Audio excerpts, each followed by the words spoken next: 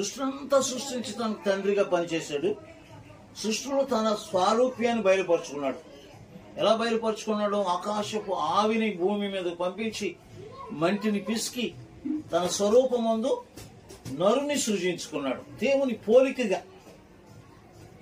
పోలికగా సృష్టి అంతా చేసి సృష్టిలో తన స్వారూప్యాన్ని బయలుపరుచుకుని ఆదాం అని పేరు పెట్టాడు. అతనికి సహకారి కావాలని గాఢ నిద్ర కలుగు చేసి తను ప్రక్కటెముకను తీసి స్త్రీని చేసి తనకి సాటిగా ఇచ్చాడు. సాటి అయిన సహాయం. ఈ సాటి అయిన సహాయం ఇచ్చి వారికి ఒక నిబంధన పెట్టాడు. ఒక కట్టడ నిబంధన, ఆజ్ఞ. ఈ తోటలో ఏదేను అనగా సౌఖ్యం కలిగిన సుందరమైన ఒక తోటను నిర్మించాడు. ఆ తోటలో అన్ని వృక్షాలు, అన్ని ఫలాలు ఉన్నాయి. మీరు అన్ని తినొచ్చు, నిరభ్యంతరంగా జీవించండి. అంటే స్వేచ్ఛ, ఫ్రీడమ్, గివింగ్ ఫ్రీడమ్. దేవుడు ప్రేమిస్తున్నాడు తన పిల్లలైన ఆదాము వాళ్ళని. సాయంకాలం వస్తున్నాడు, ఉదయం వస్తున్నాడు, ఇద్దరు రెండు పక్కల్ని కలుస్తున్నారు, ప్రేమిస్తున్నారు, ఆరాధిస్తున్నారు. మరి అయితే వాడు చెడ్డవాడు కనుక, అపవాది ఉన్నాడు కనుక, దుష్టుడు ఉన్నాడు కనుక దేవుడు ఏం చెప్పాడంటే తోటను కాచుకోమన్నాడు ఆదాముని. ఆదాము నిజంగానే మరి ప్రతిరోజు ఒక రౌండ్ చేసేవాడు అంట, రౌండప్ అంటారు కదా. అలా చేసినప్పుడు అవ్వ ఒంటరిగా ఉన్న సమయంలో సాతాను ఆ మధ్య నుంచి చూస్తూ ఇంటి మానవుల్ని ప్రేమిస్తున్నాడు. తన స్వరూపంలో ఉన్న దేవుని పిల్లలను పాడు చేయాలనుకున్నాడు. దేవుని పిల్లలు మనం, వీఆర్ చిల్డ్రన్ ఆఫ్ గాడ్. కనుక అది ఒంటరిగా ఉన్న అవ్వమ్మ దగ్గరికి ఆ భూలోకంలో ఉన్నటువంటి జంతువులన్నిటిలో సర్పము యుక్తి గలదట. చూడు, యుక్తి గల సర్పంలోనికి ఆ యొక్క దురాత్మ ఆ పాములో ప్రవేశించిందంట. సర్పంలో ప్రవేశించి సర్పంలో నుండి అవ్వతో మాట్లాడింది. చక్కగా అలాగా ఊగుతూ నాట్యమాడుతూ, అవ్వమ్మ ఎలా ఉన్నారు, ఏంటి అనే విశేషాలని అడిగినప్పుడు మరి ఈ ఫలాలు మేము తినొద్దన్నాడా అని అడిగింది. తినకూడదన్నాడు. అన్ని తినమన్నాడు కానీ ఈ వృక్ష ఫలం అయితే చూడు ఇదంతా అందంగా ఉందో, నేత్రాశ ఎంత అందంగా ఉందో, దీన్ని తిన్నావంటే నువ్వు నీ కన్నులు తెరవబడతాయి, దేవదూత అయిపోతావు, చావనే చావు. దేవుడు చెప్పిన 3 మాటలకి వ్యతిరేకంగా చెప్పేసింది. కనుక దేవుని పిల్లలు మనం దేవుని ఆజ్ఞను అతిక్రమి పాపం వచ్చి జీతం మరణం అని అక్కడ దేవుడు చెప్పాడు కదా.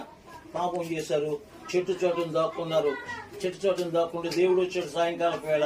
ఆయన వచ్చినప్పుడు ధ్వని విన్నారు, చెట్ల చోటును దాక్కున్నారు. అదమా ఎక్కడ ఉన్నావు నీవు అని అంటే, నీ తోటలో ఉన్నాను. నీ స్వరం విన్నప్పుడు భయపడి దాక్కున్నాను. ఎందుకు భయం వచ్చిందంటే అతిక్రమం చేశారు, అతిక్రమం చేసి పాపం చేశారు. కనుక మరి నీవు తినకూడదని ఆజ్ఞాపించిన వృక్షఫలం ఎందుకు తిన్నావంటే అప్పుడు వెంటనే వాళ్ళలోకి వచ్చేసింది కనుక అపవాది ఒక నేరం మోపుతున్నాడు. ఇదిగో నీవు ఇచ్చిన ఈ స్త్రీ నాకు వృక్షఫలాలు కోసేవుగా నేను తిన్నాను అంటే స్వయంగా నేను పాపం చేయలేదు, కోసుకుని తినలేదని చెప్పాడు. అయితే మరి నీవు అవ్వమ్మ ఏంటి నువ్వు ఎలా చేసేస్తావు అంటే సర్పం నన్ను మోసుకొచ్చింది. ఒకరి మీద ఒకరు పెట్టుకుంటున్నారు అనమాట. అప్పుడు మరి వాడిని ఆ యొక్క ఆదాముకి తీర్పు చేశాడు. నీవు తినొద్దన్న పండు తిన్నావు కనుక ఈ భూమి శపింపబడింది, ఈ తోటలో ఉండటానికి వీల్లేదు. అక్కడ జంతువుని చంపాడు, చర్మాలు ఊడదీశాడు. ఆ చర్మాలు వాళ్ళకి చొక్కాలు కుట్టించాడు, వస్త్రాలు, అంగాలు కప్పి.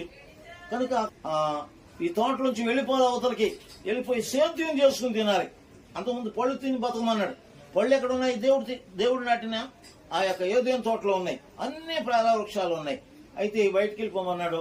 నువ్వు ఇలా చేసావు కనుక మొక్కకు చెమట వచ్చి కష్టపడి పంట పండించుకుని తినాలన్నాడు. పంట ఇస్తానన్నాడు. అవనన్నాడు. అవమా నువ్వు ఇలా చేసావు కనుక నీకు భర్త మీద నీకు వ్యామోహం కలుగుతుంది, నీ భర్త నిన్ను ఏళ్తాడు, నువ్వు ప్రసవ వేదంతో బిడ్డలను కనాలి, శిశు ప్రసూతి ద్వారా నీకు మోక్షం మిగులుతుంది. సర్పాన్ని అన్నాడు, సర్పమా నీవు భూజంతువులన్నింటిలో శపింపబడిందను, నీ పొట్టతో ప్రాగుచు మను తిని బతకాలన్నాడు. స్త్రీ సంతానానికి నీ పురుష సంతానానికి వైర్యం కలిగి చేస్తానన్నాడు. యేసు ప్రభులు వారు స్త్రీ సంతానం, మనం పురుష సంతానం. కనుక ఆ యొక్క అవ్వ ద్వారా, ఆదాము ద్వారా పుట్టిన మనము పురుష సంతానం. ఆ యొక్క స్త్రీ సంతానం ఎవరంటే యేసుక్రీస్తు ప్రభులు వారు. స్త్రీ కన్యక గర్భవతి కుమారుని కొనును, ఆయనకు ఇమానుయేలుని పేరు పెట్టదు. ఇమానుయేలు దేవుడు మనకు తోడని అర్థం. కనుక ఆ రీతిగా తన యొక్క సృష్టి ఆరంభం నుండి తన యొక్క సంకల్పాన్ని, తన ప్రత్యేకమైనటువంటి ఆ యొక్క కార్యములన్నీ కూడా వివరించి చెప్పి, మరి ఆ యొక్క సర్పం ద్వారా ఈ లోకంలోనికి మానవునికి మరణం, ఆ యొక్క సర్పం ఆయన పాదాల కింద త్రొక్కి మరణాన్ని జయించి తిరిగి లేచాడు. ఆయన కుమారుడుగా ఈ లోకంలోకి వచ్చాడు. మరియమ్మ గర్భం నుండి ఈ లోకంలోకి వచ్చినట్లు మనకు కనబడుతున్నది. ఆయన వచ్చి ఏమన్నాడంటే, యోహాను సువార్తలో చెప్తున్నాడు. మనం బాగా చదివితే 10వ అధ్యాయంలో రాయబడింది. ఏమంటున్నాడంటే ఇక్కడ 10వ అధ్యాయము 16వ వచనం చదువుతాం. ఈ దొడ్డివి కాని వేరే గొర్రెలు నాకు కలవు గాని వాటిని కూడా నేను తోడుకుని రావాలను. అవి నా స్వరము వినును. అప్పుడు మంద ఒక్కటేగును, గొర్రెల కాపరి ఒక్కడేగును. నేను దాన్ని మరల తీసుకొనున్నట్లు నా ప్రాణం పెట్టుచున్నాను.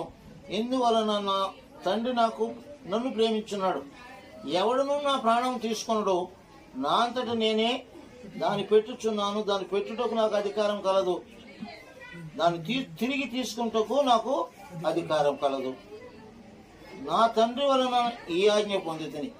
ఇంకా అదే అధ్యాయంలో 29వ వచనం, వాటిని నాకు ఇచ్చిన నా తండ్రి అందరికంటే గొప్పవాడు గనుక నా తండ్రి చేతిలో నుండి ఎవడునో వాటిని అపహరింపడు. 34వ వచనం, అందుకు యేసు మీరు దైవములని వేటి విషయంలో మీరు ధర్మశాస్త్రములో రాయబడి ఉండలేదా?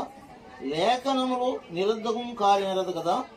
దేవుని వాక్యం ఎవరికి వచ్చినో వారు దైవములని చెప్పిన ఎడల నేను దేవుని కుమారుడని చెప్పినందుకు తండ్రి ప్రతిష్ఠ చేసిన ఈ లోకంలోనికి పంపిన వానితో నీవు దేవదూషణ చేయుచున్నావని చెప్పుదురా?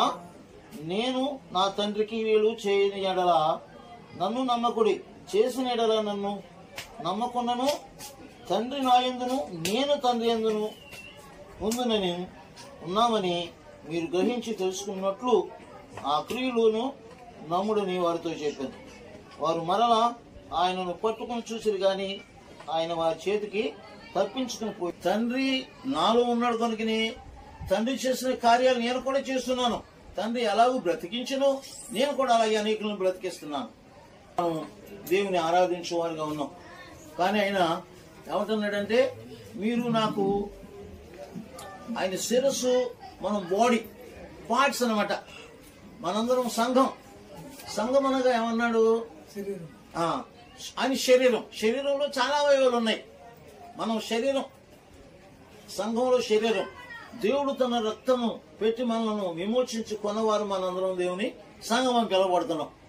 కొంతమంది పురుషులు ఉన్నారు, స్త్రీలు ఉన్నారు, చిన్న బిడ్డలు ఉన్నారు, వృద్ధులు ఉన్నారు, బాలులు ఉన్నారు, రకరకాలుగా మనం ఉన్నాం.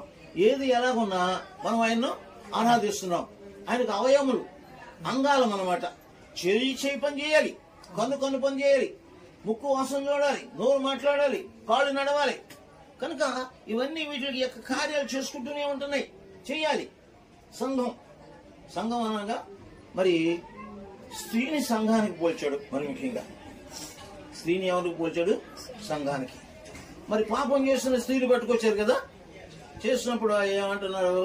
ఇదిగో ఏమి బోధకుడా, మరి వ్యభిచారం చేస్తాం, మేము పట్టుకొచ్చామయ్యా, దీన్ని మోషే ధర్మశాస్త్ర ప్రకారంగా రాళ్ళు పెట్టి కొట్టి చంపమని ఉంది, నువ్వేమంటావు? ఆయన మీద నేరం మోపాలని వారు ప్రశ్నించారట. ఆయన నేల మీద వంగుచు ఏవో రాసుకున్నాడు. ఏంటయ్యా మాటలంటే, ఎవరు దోషాలు, ఎవరు పాపాలు, ఎవరేమో చేశారు అన్ని రాసినప్పుడు అందరూ ఒకరి తర్వాత ఒకడు అందరూ వెళ్ళిపోయారని ఉంది. అక్కడ మిగిలింది ఎవరంటే ఆ స్త్రీ మాత్రమే. ఆ స్త్రీని అంటున్నాడు ప్రభు, అమ్మా నేను నీకెవరు శిక్ష విధింపలేదా? నేను కూడా శిక్ష విధింపను, వెళ్ళిక పాపం చేయకు.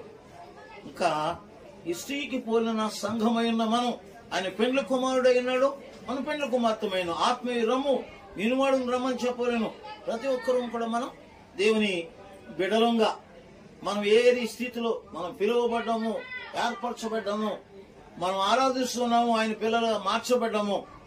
మనం తప్పిపోకుండా విశ్వాస భక్తి ప్రేమలో వేరుపోరినట్లు మనం వెళుతూ ఆయనలో కొనసాగేదవా ప్రభు యేసునిలో పరిశుద్ధినిగా జీవించేదా. ఈ రెండు కోరుకుంటున్నాడు. The Holi God wants the holiness. దేవుడు పరిశుద్ధుడు కనుక మనం పరిశుద్ధంగా ఉండమంటున్నాడు. పరిశుద్ధులుగా సిద్ధపడాలంటే మనం ఆయన సన్నిధిలో మనం రొట్టె ద్రాక్షసం తీసుకుంటాం కదా, తీసుకున్నప్పుడు చెప్తున్నాడు రొట్టె ద్రాక్షసం గురించి, నా శరీరం తిని నా రక్తం త్రాగువాడే నిత్య జీవం గలవాడు. కనుక దీన్ని చేస్తున్నప్పుడు నన్ను జ్ఞాపకం చేసుకుంటూ ఈ కార్యంలో మీరు సాగాలని చెప్తున్నాడు. అంటే నన్ను తీసుకుంటున్నాం కనుక ఎటువంటి పాపము, ఎటువంటి చెడును మనం చేయకూడదు, మనలోనికి రానివ్వకూడదు. ఈ లోకమంతా కూడా పాపంతో నిండిపోయింది, శాపంతో నిండిపోయింది, రకరకాల అంధకార కార్యములు, అంధకార దుష్ట కార్యాలు అన్ని జరుగుతున్నాయి. కనుక మనం చాలా జాగ్రత్తగా దేవునిలో కొనసాగాలి. కొనసాగేదవా ప్రభు యేసులో పరిశుద్ధంగా జీవించదువా. లోకంలో అంతా కూడా చెడు జరుగుతున్నది. అనుచ్ఛే రాకడలో మరి ప్రకటన గ్రంథంలో రాయబడిన మాటలు ఆయన చెప్తున్నాడు, ఇదిగో మరి అపవిత్రుడు ఇంకా నువ్వు అపవిత్రుడుగానే ఉండని, పరిశుద్ధుడు ఇంకా నువ్వు పరిశుద్ధుడిగా ఉండాలట. నువ్వు అపవిత్రుడిగా ఉన్నావా, పరిశుద్ధుడిగా ఉన్నావా? పరిశుద్ధుడిగా ఉంటే ఇంకా పరిశుద్ధతలోకి వెళ్ళాలట. వేరుపారిన వారంగా మన విశ్వాసంలో కొనసాగుతూ ఆయన రాకడికి సిద్ధపడాలంటున్నాడు. ఆయన నేను దొంగ వలె వస్తానన్నాడు. దొంగ ఏ జాము నేను నీ ఇంటికి వస్తాడు, నీ ఇంటిలో ప్రవేశిస్తాడు, నీ వెరగవు. ఏదేం తోటలో ఏ రీతిగా వచ్చిందో ఆమెకు గుర్తించలేకపోయింది. సర్పం ఏంటి, సర్పం నాతో మాట్లాడటం ఏంటి అని గుర్తించలేకపోయింది అవమ్మ. కనుక స్త్రీ అని ఎందుకు స్త్రీకి ఎక్కువ ప్రాముఖ్యత ఇచ్చాడంటే, స్త్రీ పాపం చేసింది. ఏ స్త్రీ పాపం చేసిందో అదే స్త్రీలో నుంచి ఆయన ఈ లోకంలోకి రావాలని కన్య గర్భంలో అవమ్మ పాపం చేస్తే మరియమ్మ ద్వారా దేవుడు ఈ లోకంలోనికి ఆయన శరీరధారిగా కుమారుడుగా ఆయన ఈ లోకంలోకి వచ్చి మనకు రక్షణ ఇచ్చాడు. ఆ రక్షణ పొందుకున్నాం. రక్షణ కాపాడుకుంటూ మనం కొనసాగాలని ప్రభు కోరుకుంటున్నాడు. దేవుడు తన పరిశుద్ధ సాన్నిధ్యంలో ఉన్న మనందరినీ కూడా దేవుడు తూలిపోకుండా తొట్టిల్లిపోకుండా కాపాడుతూ తన పరిశుద్ధాత్మ తన ఆత్మతో నింపబడి ఆయనలో కొనసాగుటకు తన కృప మనందరికీ దేవుడు సహాయం చేసి నడిపించి ఆయన రాజ్యంలో సిద్ధం చేసి నడిపించును గాక. ఆమేన్.